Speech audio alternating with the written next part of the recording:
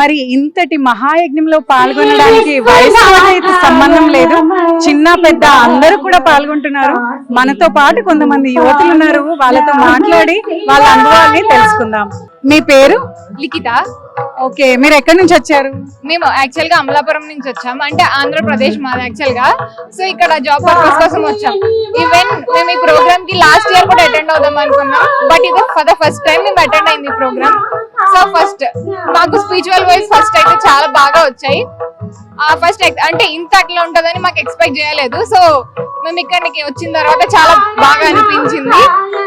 ఇక్కడ మొత్తం చూడడానికి అండ్ సెక్యూరిటీ కూడా చాలా బాగుంది, చాలా ప్రశాంతంగా మంచిగా అనిపించింది. ఫర్ ద ఫస్ట్ టైం మేము అటెండ్ అవడం మాకు చాలా హ్యాపీ.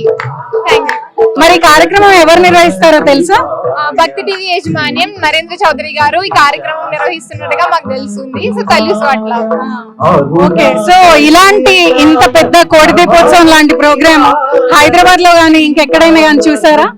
లేదండి, ఇప్పటి వరకు అయితే నేను ఏ ప్రోగ్రామ్ అనేది ఇట్లా చూడలేదు. ఇంత పెద్ద ఇప్పుడు వెళ్ళలేదు కూడా, ఇదే ఫస్ట్ టైం. నాకు ఎక్స్పీరియన్స్ అయితే చాలా బాగుంది. సో నెక్స్ట్ ఇయర్ కూడా తప్పకుండా రావడానికి మేమైతే ట్రై చేస్తాం. Thank you so much. Okay, thank you so much. ఇంకొకరితో మాట్లాడే ప్రయత్నం చేద్దాం. హాయ్ అండి, మీ పేరు? వైష్ణవి.